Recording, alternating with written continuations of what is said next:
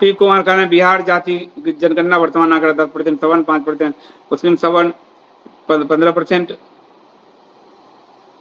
OBC SC भी 12%, मुस्लिम EBC 36%, मुस्लिम इतना, मुस्लिम आरक्षण, अल्पसंख्यक का लाभ, सब जो है बहुत गहरी राजनीति है। इस राजनीति भारत नहीं अब जुड़ेगा, ये सर्वनाश के रास्ते पे चल चुका है। भारत के राजनेताओं ने सर्वनाश का बीज बो दिया है। यहाँ एकम सनातन भारत दल जैसा एक पार्टी चाहिए जो सनातन के पूरे बिखरे कुनबे को समेट सके, लेकिन इसमें सनातन धर्मियों को अपने सारे डिफरेंसेस भुलाकर आने पड़ेंगे। जब आपका कुनबा बचेगा स्ट्रांग, तभी आप अरब की शक्तियों के साथ जो यहाँ फंड कर रही है उनको लड़ पाओगे, वरना आपके अस्तित्व को खतरा है। ये बात आज आप नोट कर लो। 10 साल लगे, 15 साल लगे, और कहोगे मेरा बच्चा तो सॉफ्टवेयर इंजीनियर हो गया, अमेरिका चला जाएगा। अमेरिका से भी अब दौड़ाया जा रहा है, वहां भी जातिगत जनगणना और आरक्षण लागू हो रहा है, वहां से भी दौड़ाए जाओगे, ऑस्ट्रेलिया से भी दौड़ाए जाओगे। हिंसा होती, हिंदू ही मरते हैं। जो जिसके अपने धरती नहीं होती वो कहीं का नहीं रहता। स्थिति भयावह है, इस बात को चिंता कर लेना, सोच लेना। उदयनिधि और इस औलिया में क्या अंतर है? कोई अंतर नहीं है। ये तो इनके उदयनिधि ने कहा जड़ से उखाड़ दूंगा, संघ ने कहा नागपुर और लखनऊ में सनातन कोई धर्म नहीं।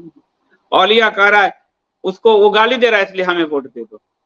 जो आज तक कहते थे हिंदू कोई धर्म नहीं है, वो अब उससे वोट मांगने चले गए। कोई अंतर नहीं, मिटा तो दिया ही है हिंदू धर्म को इन्होंने। पी कुमार खन्ना न गांधी रहे, न नेहरू रहे, न इंदिरा रही, न अटल रहे, फिर चंद दिनों के कुर्सी के लिए समाज में ईर्ष्या द्वेष नफरत फैलाने वाले नेता कहां से पैदा हो जाते हैं? क्योंकि ये जो पत्थर पे नाम लिखा है ना, एकम की अगर सरकार आई कभी, तो ये सारे नेताओं के नाम के जितनी पत्थर उखड़वा दिया जाएगा। सब धर्म हमारे ऋषियों के नाम पे हो गए। ये जो पत्थर में अपने नाम देखने की चाहत है, इस चाहत ने बड़े बड़ों को गिरा दिया है नीचे कि इतिहास में मेरे नाम होंगे। अरे तुम्हारे नहीं रहने का क्या? वो नेहरू रोज गाली सुनता है, गांधी रोज गाली सुनते हैं, नाम लेके क्या करोगे? लेकिन उस नाम में राजा भरत ने नहीं सोचा था कि मुझे अपने पत्थर गाड़ने चाहिए, और राम जी भी नहीं सोचा था। उनके कर्म के कारण हम सब उनको जानते हैं। तुम्हारे सिर्फ पत्थर के कारण हम उनको जानते हैं। तुम्हारा इतिहास में कोई योगदान नहीं है भारत के नेताओं का। सुनील पेंडुलकर जी बहुत बहुत धन्यवाद। अरुण शर्मा जी कह रहे हैं मैं नाई जाति हूं और मैं चाहता हूं कि आरक्षण बंद कर दिया जाए। सही कह रहे हैं आप अरुण जी, क्योंकि आप ध्यान से देखिए इस बात को। अभी हबीब 300 करोड़ का कारोबार चला रहे हैं। समाजशास्त्र में हम पढ़ते थे बचपन से, हमारा ये कारोबार हमारे हाथ में होना चाहिए। वो हबीब नौकरी देता देर चल रहा है। हमारे नाई भाइयों से रोजगार गया, कहा तुम सरकारी नौकरी में रहो। अब वहां सरकारी नौकरी में भी आरक्षण में अति पिछड़ा करके वहां सीट है नहीं, और सरकारी नौकरी अब वो भी प्राइवेट सेक्टर को दे दिया। सारे पीएसयू बेच रहे हैं, सब कुछ बेच रहे हैं। मैंने न माया मिली न राम, न यहाँ का हमें रहने दिया, नहीं यहाँ का हमें रहने दिया, और सारा लाभ दे दिया पासमानदाओं को, मलेच्छों को, सारी जो इन लोगों ने सब कुछ। आज नाई में उनका कब्जा, बढ़ई में उनका कब्जा, लोहार, सारा जो हमारा पारंपरिक उद्योग जिससे हम 60% जीडीपी पाते थे, 30% जीडीपी में दुनिया में हम दे रहे थे योगदान, हमारा सारा रोजगार कुटीर उद्योग छिन गया, मलेच्छों के हाथ चला गया। आज ढूंढे से भी हमारे अपने लोग नहीं मिलते। यह स्थिति क्रिएट कर दिया इन नेताओं ने। ये नेताओं ने अरब अमेरिका का उपनिवेश बना दिया भारत को।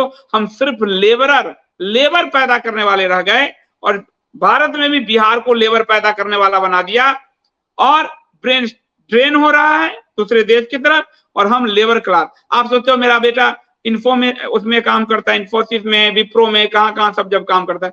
कोई अपना सॉफ्टवेयर थोड़े बनाता है, अमेरिका का ठेका का सॉफ्टवेयर पूरा करता है। हम लेबर होकर रह गए, लेबर। इसलिए भारत को लेबर बनाने के लिए आरक्षण का ऐसा झुंझुना पकड़ाया कि 80 के दशक तक चीन और भारत की जीडीपी के समान था। आज चीन बढ़ गया, भारत पिछड़ गया, क्योंकि उसने मैन्युफैक्चरिंग इंडस्ट्री पर जोड़ दिया। भारत का जो मैन्युफैक्चरिंग इंडस्ट्री था, जिसको जाति कहा गया, गिल्ड, उसको इनको खत्म करने का पूरा प्रयास करके हमें भिखारी बना दिया। जब हमारे यहाँ कुछ बनेगा नहीं तो हम अमेरिका से लेंगे, चाइना से लेंगे, और हमारे यहाँ फिर मलेच्छ को आगे बढ़ाएंगे। पूरी राजनीति इतनी गंदी तरीके से चली है कि मैं चाहता हूं एकम सनातन भारत जैसा दल इस पूरी राजनीति को, पता नहीं सपोर्ट क्या मिलेगा, लेकिन एकदम शुद्ध सनातन विचार, नहीं तो बचना हमारे लिए मुश्किल है, हमारे बच्चों के लिए मुश्किल है। प्रभु ही प्रलय करेंगे, उसी में विनाश होगा तो हम बचेंगे, वरना मुश्किल है। इतनी घटिया राजनीति देश के राजनेताओं ने चल दी है। अंग्रेजों से भी घृणित राजनीति 47 के बाद इस भारत में हुआ है। 47 के बाद अब तक, यानी सारी पार्टियों ने मिलकर ये घृणित राजनीति की है। कोई भी दूध का धुला नहीं है। और ये दोनों पार्टियां, चारों पार्टियां एक है, सिर्फ हमें बांटती है। हमारे गांव में कांग्रेस और भाजपा होता है और दोनों बैठकर कांग्रेस और भाजपा के नेता संसद में ही दांते निपोड़ते हैं और हमारे गांव में दो भाई बटे खड़े होते हैं। ये स्थिति क्रिएट कर दी। नीरज जी कह रहे सर टॉपिक से तो हमें भी यही लगा कि इन्होंने माइनॉरिटी वोट मिलने की आशा नहीं रही, इसलिए हिंदुओं के लिए चुनावी स्टेटमेंट दे रहे हैं। वो प्रोवोक कर रहे हैं हिंदुओं के विरुद्ध। और उसके एक उदाहरण है, कन्हैया लाल पे चुप रहे और कन्हैया लाल के नाम पर अब राजस्थान के हर रैली में वोट मांग रहे हैं। भाजपा हिंदुओं की लाश पढ़ी बड़ी है। राम मंदिर आंदोलन, कार सेवकों का जलना, गुजरात के दंगे, दिल्ली में दंगे, यूपी में कभी इनकी सरकार नहीं आती, 2013 मुजफ्फरनगर के दंगे, कोकराझार आसाम में इनकी सरकार, वहां के दंगे, अब हरियाणा वहां दंगे। भारत के दंगों के साथ एक पार्टी का बहुत विशेष तौर पर रिलेशन स्थापित होगा यदि सही ढंग से विश्लेषण, राजनीतिक विश्लेषण किया जाए। और मरा हिंदू है मणिपुर। अभी आप देख लीजिए, कुकी को देखिए, ये आरक्षण की बीमारी, कुकी ईसाई भी है, अब उसको ईसाई का लाभ, अल्पसंख्यक का लाभ, और कुकी को एसटी का लाभ यानी जाति का लाभ। ये कितना दोगलापन चल रहा है इस समाज में, इस देश में, कुछ समझ में नहीं आ रहा लोगों को। धन्यवाद Asha ji, thank you so much. Shweta ji धन्यवाद। और श्वेता जी ने तो ऐसी ऐसी भविष्यवाणियां भी भेजी है। कल रात से, कल मैं 2 दिनों से बाहर गया हुआ था तो मैं गाड़ी में ही सुनता आ रहा था। आप डर जाएंगे, ये स्थिति बनने जा रही है। और वो जो कह रही है वो ये दिखा रहा है कि भारत में सिविल राइट की तैयारी है, कभी अंगारक योग बना हुआ है, अभी देश को आग लगाने का पूरा इंतजाम हो गया है। भविष्य मालिका भी इस समय अग्नि प्रलय की बात कर रही है, और वो अग्नि प्रलय आप देख लो। मैंने तो ये चीज नहीं जाना था कि भविष्य मालिका जो श्वेता जी कर रहे हैं, लेकिन जो प्रोवोक किया गया हिंदुओं के विरुद्ध, ये जातिगत जो आग लगाया जा रहा है पक्ष विपक्ष दोनों द्वारा, राहुल मोदी दोनों, नीतीश लालू दोनों, और बाकी ममता बमता हेन टेन ढेकना फेंकना सबके द्वारा, ये देश को आग में झोंक देगा और मरते रहना सब। अपनी अपनी पार्टी की तरफ के लाशें गिनना, अपनी पार्टी वाले, कांग्रेस वाले मिले गिरेंगे तो भाजपा वाले हंस लेना, भाजपा वाले गिरेंगे तो कांग्रेस वाले हंस लेना। दोनों ध्यान से देखना, दोनों तरफ से हिंदू ही गिरे होंगे। पी कुमार कहना 4 साल हिंदू नजर नहीं आया, मंदिर टूटता रहा, लेकिन अब चुनाव आया तो हिंदू और मंदिर नजर आ रहा है। 4 साल पासबंदा करें, ईसाई करना, अब हिंदू कर्नाटक देख लीजिए राजस्थान में। अब कन्हैया लाल इनको याद आ रहा है। कन्हैया लाल जब ये बोले, कहो रियाज अत्तारी किसका कार्य करता है, कन्हैया लाल कहो रियाज अत्तारी किसका कार्य करता है। और हिंदू नजर नहीं आ रहा, हिंदू बोल रहे हैं, और हिंदुओं के बोलने के क्रम में पासमानदाओं को उकसा रहे हैं, मलिच्छों को उकसाया जा रहा है। देखो तुम्हारा छीन के हक हिंदुओं को देने जा रहा है विपक्ष। बड़ी, अरे राजनीति से तो मुझे वितृष्णा हो गई है भाई, बहुत वितृष्णा है। मैं एक जिम्मेदारी वाले पद पे आ गया हूं एक राजनीति पार्टी में, पर मुझे वितृष्णा होती जा रही है राजनीति से, इन नेताओं को देख के। और मैं चाहता हूं एकम जैसी सरकार बने, अंकुर शर्मा जैसे नेता बने, और देश के सनातन धर्मियों का भला हो, वरना सनातन धर्मियों के लिए एक विकट स्थिति है। और मैं सच बताऊं, हिंदू के अंदर धर्म भी नहीं। मुझे तो पत्रकारिता का इतना गहरा अनुभव है, लोगों के बीच ही रहा हूं, पत्रकारिता में, लेखन में भी लोगों के बीच रहा हूं, अब एक पार्टी के नाते भी लोगों के बीच हूं। हिंदुओं के अंदर धर्म की चेतना इतनी विलुप्त हो चुकी है कि वो इनके चक्कर में फंस रहा है, और ये फंस रहा तो मर रहा है। कोठारी बंधुओं को मरवाया और मुलायम को अवार्ड दिया। सुनिए, कोठारी बंधुओं को मरवाया, मुलायम को अवार्ड दिया, उस अधिकारी को राम मंदिर ट्रस्ट में बैठाया और परसों नारा दे रहे थे कि इंडिया के गठबंधन में कार सेवकों पे गोली चलाई। तो ऐसा दोगलापन मतलब हक्का बक्का रह जाता है दिमाग कि क्या इनके अंदर शर्म हया सब मर चुका, आंखों का पानी सूख चुका। ये क्या बोल रहे हैं, क्या कर रहे हैं, नहीं समझ रहे हैं कि जनता के कितना मूर्ख बनाओगे तुम लोग। मूर्ख बना के जनता को खत्म कर दिया। और ये सारी पार्टियां कर रही है, मैं किसी को क्लीन चिट नहीं दे रहा। भारत की अभी की सारी राजनीतिक पार्टियां सनातन द्रोही, भारत द्रोही। धन्यवाद संजय शर्मा जी। और जो लोग स्वतंत्र रूप से इस जैसे सब्सक्रिप्शन भेज रहे हैं और पार्टी के लिए चंदा भेज रहे हैं, मैं उन सबका हृदय से धन्यवाद करता हूं कि उन्होंने अपना पत्रकारिता का संस्थान खड़ा कर दिया और अब वो अपनी पॉलिटिकल पार्टी खड़ा कर रहे हैं। ये भारत के इतिहास में लिखा जाएगा और ये वो लिखा जाएगा कि ये मुट्ठी भर लोग थे, जैसे कभी शिवाजी महाराज की मुट्ठी भर मराठा सेना थी और औरंगजेब जैसे साम्राज्य को नष्ट कर दिया। उनके बीज रोपे बीज ने ताराभाई के समय, बाद में पेशवाओं के समय वो बटवृक्ष बना जिसने मुगल शासन का अंत कर दिया। कभी न कभी पत्रकारिता भी स्वच्छ होगी और राजनीति भी स्वच्छ होगी और ये सनातन धर्मियों के श्रमदान से, समय दान से, ज्ञान दान से और धन दान से होगा। ये विधाता यही चाहती है। भी करें सप्त सिद्धांत में वाराणसी के भारत की राजधानी बनाना है ऐसा लागू कर दीजिए। वो सब सिद्धांत तो देखिए मूल है जिसको करना है, वो तो आगे सत्ता रहेगी तो उसको करेंगे। और वाराणसी को राजधानी उस पे मैंने कहा भगवान शिव की नगरी है और वो वैराग्य की नगरी, उसको राजधानी नहीं बनाना चाहिए। और मैंने आपको राजा की कहानी दिवोदास की सुनाई है जिसकी राजधानी थी वाराणसी और शिव ने उस उन्नत राजधानी को, गणेश जी गए और गणेश जी को इसलिए कहा जाता है कि वो बहुत बुद्धिमान है और अपने माता पिता को दुखी देखा शिव और पार्वती को, तो राजा बहुत बड़े ज्योतिष के रूप में गए और राजा दिवोदास से उस काशी को छुड़वाया क्योंकि वो वैराग्य की भूमि है, वो चमक धमक की भूमि नहीं है जिसको प्रधानमंत्री मोदी ने बना दिया और पूरे भारत के तंत्र साधना, वैराग्य साधना, धर्म साधना की भूमि को लील गए हैं।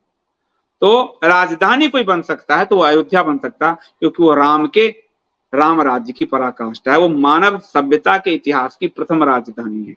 तो हमारे मन में है कि राजधानी अयोध्या बने, ये हमारे मन में है।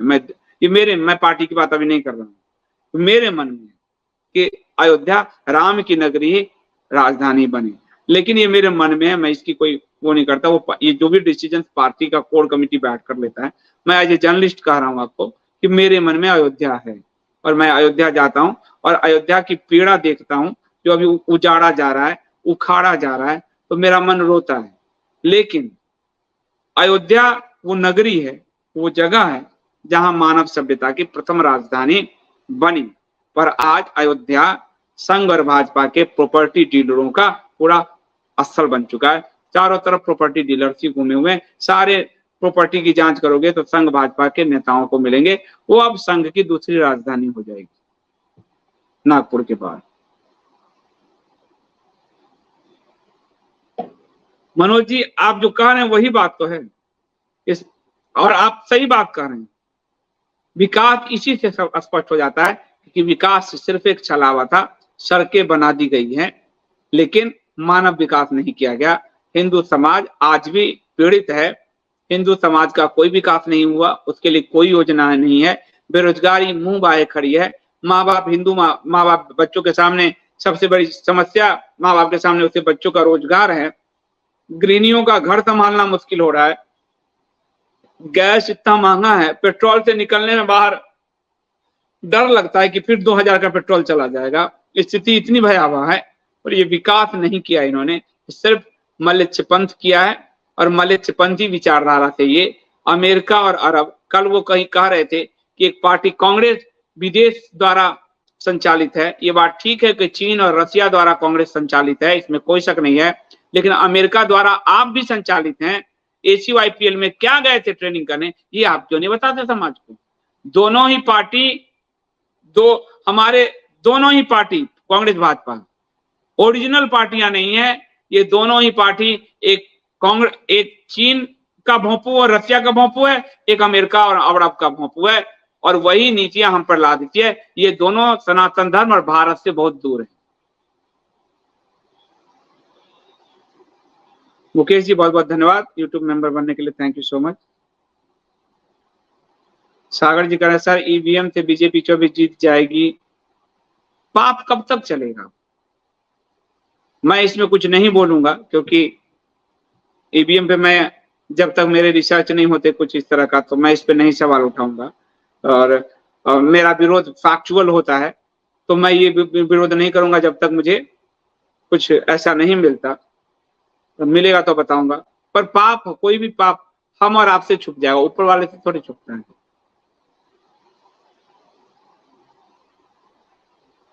मेरा विरोध किसी भी पार्टी का या समर्थन नीतिगत होता है, मुद्दा आधारित होता है। न मैं व्यक्तिवादी हूं, न मैं पार्टीवादी हूं।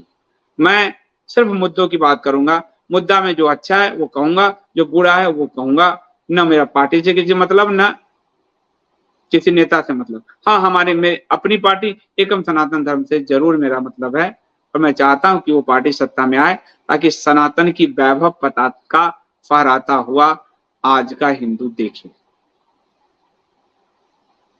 इस्लाम इज रॉन्ग, श्वेता जी को लाइए, हम खतरनाक भविष्यवाणी सुनने को तैयार हैं। श्वेता जी हैं क्या अभी?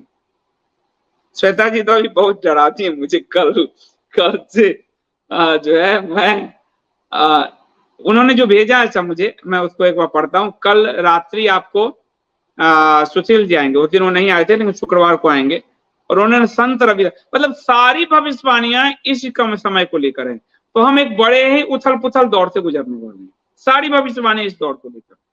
तो संत रविदास की भविष्यवाणी को कल सुशील जी लेकर आएंगे।